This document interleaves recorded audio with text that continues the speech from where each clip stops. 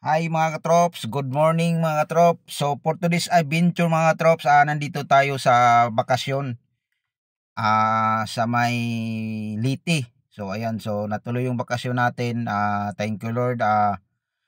Nakakarating po kami ng safe as ano lang to mga trops, kumbaga sabi nga nila solo flight. So sa ngayon mga trops, papakita ko sa inyo yung kalsada o daan dito galing sa Kagbungalon to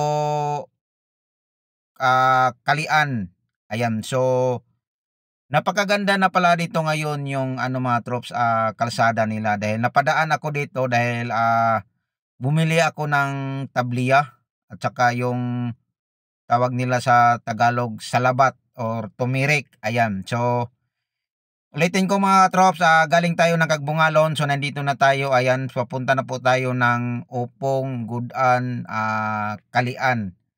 So napaka-fresh talaga dito yung hangin mga trops dahil tabi ng dagat at saka napakaganda yung area nito. Ayan mga trops, so napakalapad yung kalsada nila mga trops at saka mayroon din namang medyo rough road siya pero hindi talaga as in bato-bato di katulad noon na mahirap.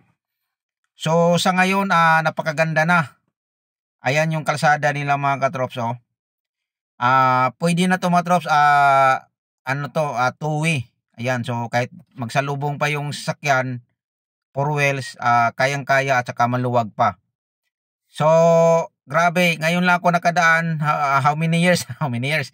Ilang taon na lumipas. So siguro estimate ko lang nasa 10 years bago ako nakadaan ulit dito. So ako talaga mga trops, naninibago ako dahil hindi ko akalain na umantong pala na ganitong kalsada na maganda na siya talaga. So wala na kayong alalahanin kung mayroon na kayong sasakyan na four wheels dahil grabe napakaluwag yung kalsada nito at saka masarap din talaga dito, doon masarap dito titira. O sa Bisaya pa, nindot dinhi puy-an kay excuse me mga trops. Sariwa ang hangin at saka ano, lahat sariwa. Kaya lang, so di naman natin asahan na may habagat din na dadaan din dito. So maganda talaga dito kasi hindi naman isang taon puro habagat lang, mayroon din namang wala. So ito yung area mga katrops, yung may mga plug na yan. So ito yung area ng Barrio Gudan. So ayan, so ito yung isang daan, kung nakaharap kayo diyan, yung pa right side diyan po yung dati talaga yung kalsada. So madaanan mo talaga yung mga bahay diyan. So dito tayo sa bandang kaliwa, left side tayo. Ayan, so dito na pinadaan mga trops yung mga sasakyan. At saka napaka ano lapad siya mga trops. O tingnan niyo mga trops. Ito yung maganda to, lagyan ng biwok mga trops yung mga kainan dito sa gilid. Napakaganda at saka maluwag. So pwede din yan mag-parking yung sasakyan. Kaya lang hindi naman tayo taga dito. Numaan lang tayo dito. Pero naisip ko talaga agad bigla na napakaganda lagyan ng mga kainan dito sa gilid pag wala lang alon. Saka ayan, so malayo yung paningin mo diyan mga trops dahil dagat na talaga yan mga trops. At saka napakaganda din talaga tingnan dahil yung dagat malinaw na malinaw.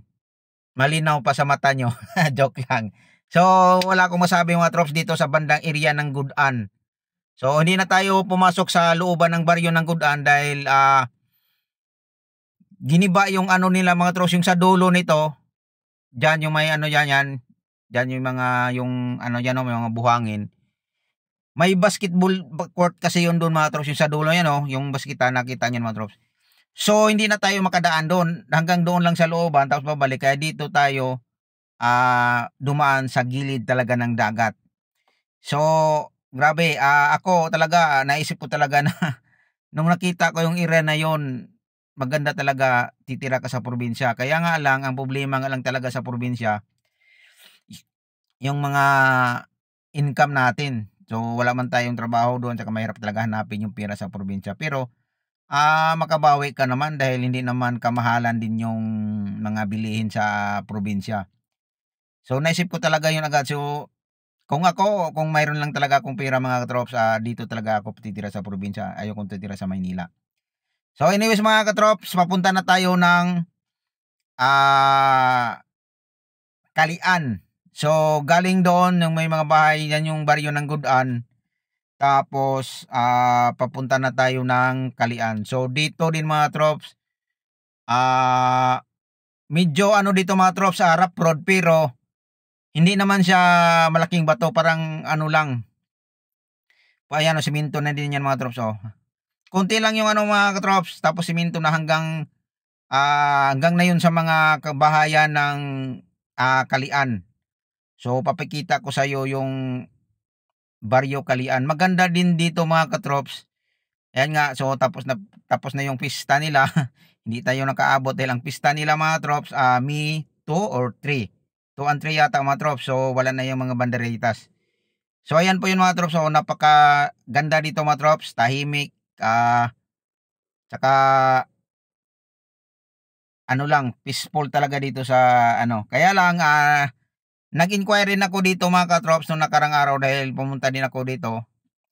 Din kami naligo sa kabilang side lang dito sa may beach din kasi dito mga katrops na area. So ayan po yung ano nila mga katrops. Papakita ko sa inyo mga katrops yung ano nila covered court kung mahagip ba natin sa camera. So bago po yung tapos yung covered court nila mga katrops, napakalapad tsaka napakaganda. Anyways mga katrops, balikan natin yung lupa dito, yung presyuhan ng lupa dito mga katrops. Medyo may ano na siya, may tumaas na rin. Yan, anyways mga katrops, lang. Ayan po yung covered court nila mga katrops. Makikita nyo yan mga katrops kung mahagip ba natin sa camera dahil paliko na tayo, papunta na tayo ng crossing Liti to, hindi crossing Ortigas ay hindi pala mahagip mga trops, doon yun sa kabila. So hindi natin nahagip sa camera yung covered court nila, napakaganda yung ano nila. So papunta na po ito mga trops ng Liloan. Hindi Liloan Cebu, Liloan Leyte.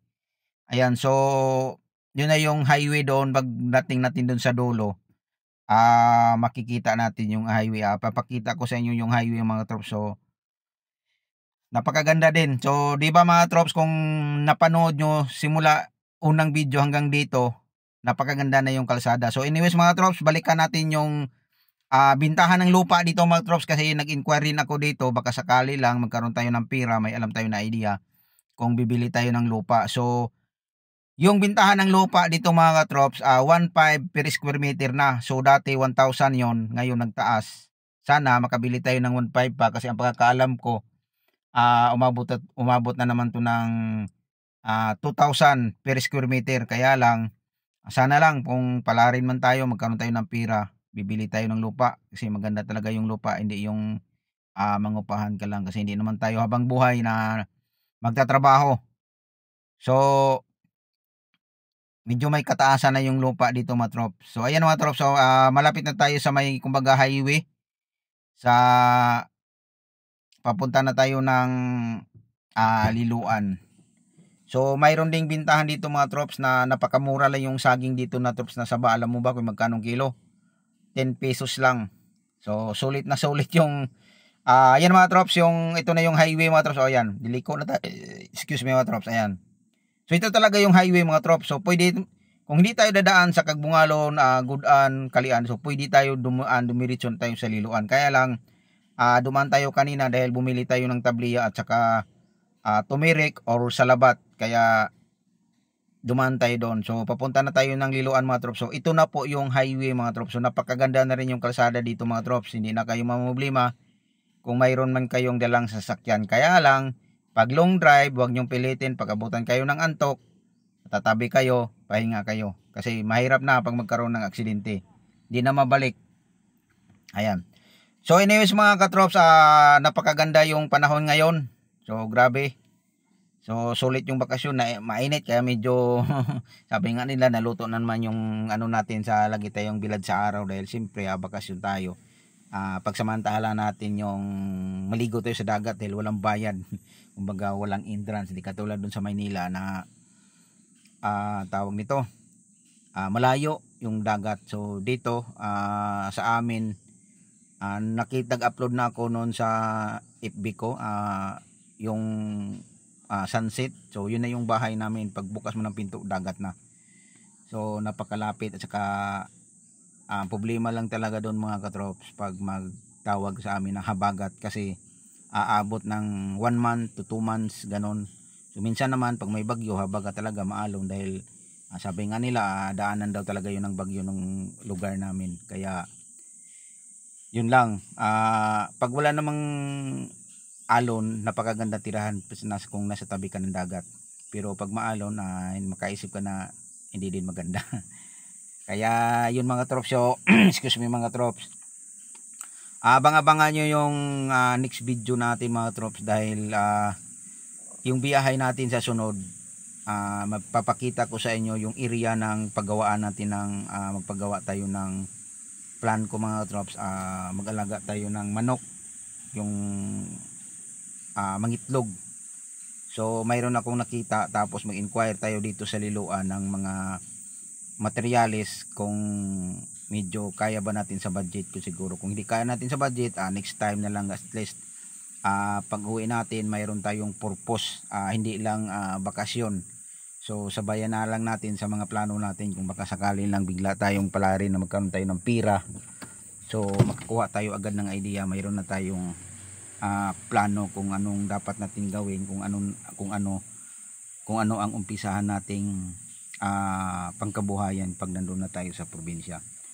So grabe mga trops, so hindi ko akalain na mapaisip ka.